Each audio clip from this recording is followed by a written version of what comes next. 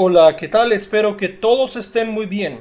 Bienvenidos al primer tutorial de una nueva serie de lecciones gramaticales.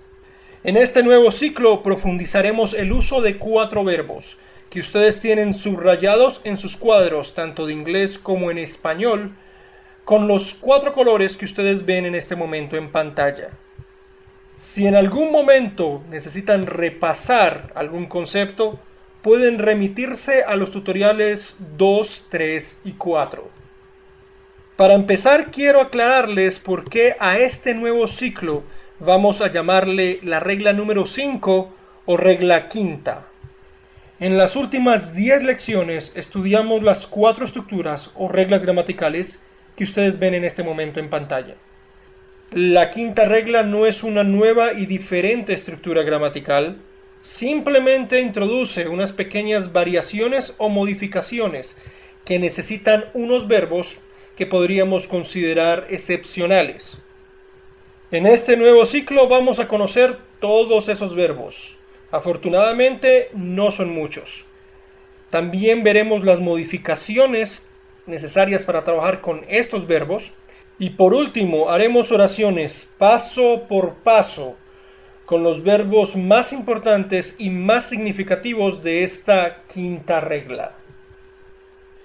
La quinta regla dice lo siguiente: hay 2 tipos de verbos que no se combinan con los auxiliares. En primer lugar, los verbos modales, y en segundo lugar, los verbos ser, estar y haber en presente y pasado. Una versión más sencilla de esta quinta regla para memorizarla sería la siguiente: ni los verbos modales ni los verbos ser, estar, haber en presente y pasado usan auxiliares. Como ustedes ya saben, los auxiliares en inglés son do, does, did, will, would. Los verbos de la quinta regla, que a continuación vamos a nombrar, no se combinan con estos auxiliares. En otras palabras, vamos a hacer como si los auxiliares no existieran. Ahora bien, los verbos de la quinta regla son en total 15 palabras. 7 de ellas corresponden a los verbos modales: can, could, may, might, must, shall, should. Y a las 8 conjugaciones de presente y pasado de los verbos ser, estar y haber en inglés, las cuales ustedes tienen subrayadas en sus cuadros de pronombres con azul, rojo, verde y morado. Estas 8 conjugaciones son are, is, was, were, have, has, had. Ahora hagamos unas cuantas aclaraciones. Si ustedes recuerdan, las palabras subrayadas de verde y morado también corresponden al pasado y presente del verbo tener. Con este significado, el verbo se comporta como cualquier otro verbo, es decir, se combina con los auxiliares usando el infinitivo sin to, have. Diferenciar en español los verbos haber y tener es muy sencillo. Las conjugaciones de haber comienzan con H y las de tener comienzan con T. Diferenciar en inglés los usos de haber y tener es un poco más complicado. Como ustedes saben, ambos significados tienen las mismas formas y conjugaciones: have, has, had. En inglés eso dependerá del contexto y de las palabras que acompañen a have, has y had. Pero eso lo veremos más adelante cuando estemos armando frases. En estas lecciones no nos vamos a enfocar en los verbos modales que ven escritos en la parte de abajo de la pantalla. En las rondas de frases explicativas nos dedicaremos a los verbos ser, estar y haber en presente y pasado, porque estos 3 verbos son las bases conjugadas de las voces pasivas, los tiempos progresivos y los tiempos perfectos respectivamente. No se les olvide que esta quinta regla solamente funciona para los tiempos presente y pasado de ser, estar y haber. Para los tiempos futuro y condicional, estos tres verbos, ser, estar y haber, funcionan como cualquier otro verbo. Es decir, se combinan con auxiliares usando el infinitivo sin tú. Pero estos tiempos de ser, estar y haber quedarán pendientes para una futura lección. Comencemos entonces las rondas de frases explicativas donde veamos la parte de esta quinta regla que nos interesa. Ser, estar y haber no usan auxiliares en presente y pasado. Ya pueden ver en pantalla la primera frase que vamos a trabajar. El primer detalle para tener en cuenta es que esta oración es de tipo afirmativo. En segundo lugar, la conjugación del verbo, que está subrayado con rojo en pantalla, nos indica que la frase está en tiempo pasado. Por lo tanto, vamos a usar la regla de presente y pasado para afirmaciones. Primero sujeto, en segundo lugar verbo y en tercer lugar complementos. El primer elemento de la frase, el sujeto, está expresado por el pronombre sujeto tú, que en inglés corresponde a you. El segundo elemento a trabajar en la frase es el verbo. Las afirmaciones en pasado que anteriormente habíamos trabajado en otros tutoriales tenían verbos regulares a los que simplemente les agregamos ed al final. Sin embargo, el verbo conjugado de esta nueva frase corresponde al pasado del verbo ser. Y en inglés este verbo es irregular. Tiene expresiones especiales que no necesitan añadir al final ed. Y este pasado de ser ya lo habíamos trabajado hace mucho tiempo atrás en la lección número 2. Desde ese entonces el pasado de ser quedó subrayado con rojo en ambos cuadros de colores, el de inglés y el de español. Y la palabra inglesa correspondiente a fuiste es were, a la cual no necesitamos añadirle ed al final. Ya escritos el verbo y el sujeto, sabemos que lo que queda pendiente en la frase son complementos. Y al dividir las palabras que aún no hemos traducido al inglés en bloques de sentido, tendríamos dos complementos. El primer complemento responde a la pregunta ¿qué fuiste? Y el bloque de palabras que contesta a esta pregunta es una combinación de posesivo, adjetivo y sustantivo. Como ustedes ya saben, los posesivos se encuentran subrayados con naranja en ambos cuadros de colores. Este pedazo en inglés, este primer complemento, se diría en inglés our best friend. El segundo complemento y el último pedazo que queda por traducir de la frase original en español contesta la pregunta ¿dónde fuiste nuestro mejor amigo?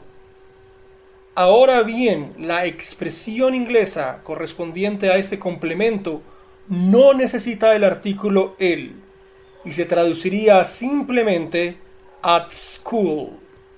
En inglés hay otras expresiones de lugar que se refieren a los sitios más frecuentados y visitados por las personas durante sus vidas que también omiten el uso del artículo determinado el o la.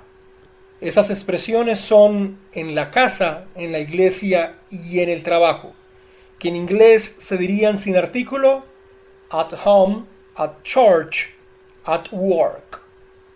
Finalmente, la frase completa en inglés se diría You were our best friend at school.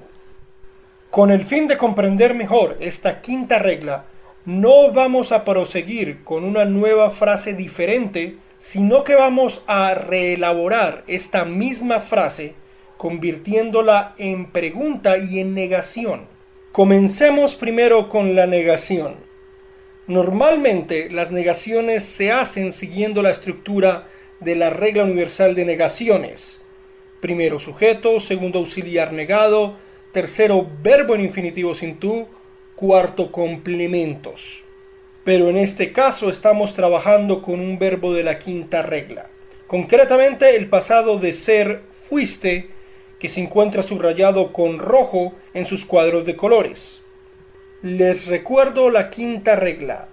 Los verbos modales y los presentes y pasados de ser, estar y haber no usan auxiliares. Por la presencia en la frase de un verbo de la quinta regla, queda descartado el uso del auxiliar negado.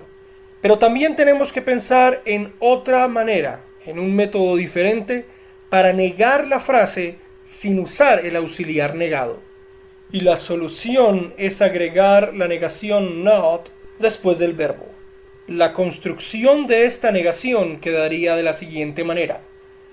Primero escribimos el sujeto y el verbo, you were, e inmediatamente después del verbo agregamos la negación not.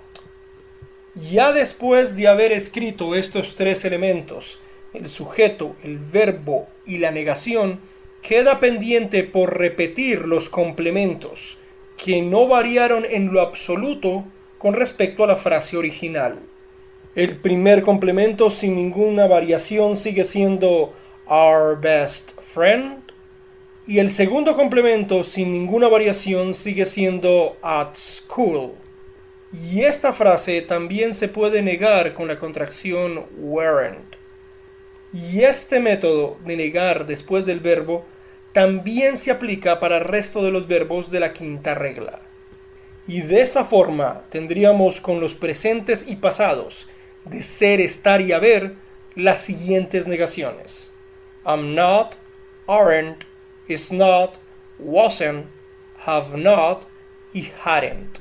De la misma manera tendríamos las siguientes negaciones con los verbos modales: may not, can't, must not, couldn't, might not, shouldn't y shall not. Pasemos entonces a la versión interrogativa de la frase. En pantalla ya pueden ver la estructura típica de las preguntas en inglés.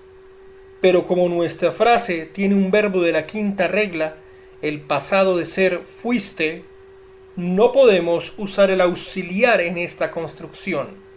Fíjense también que la pregunta se puede contestar con un sí o con un no. Es decir, tampoco necesitaremos la cláusula interrogativa. El problema que tiene la estructura que vemos en pantalla es que fácilmente se confundiría con la regla típica de afirmaciones de presente y pasado, sujeto, verbo y complemento. Para superar el impasse simplemente intercambiamos de posición el sujeto y el verbo, quedando el verbo primero que el sujeto. Y aplicando esta voltereta, la versión interrogativa de nuestra frase quedaría así: were you our best friend at school?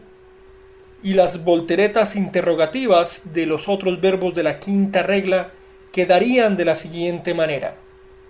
En la primera columna vemos en azul ejemplos de las estructuras interrogativas del verbo to be en presente: am I, are they, is he.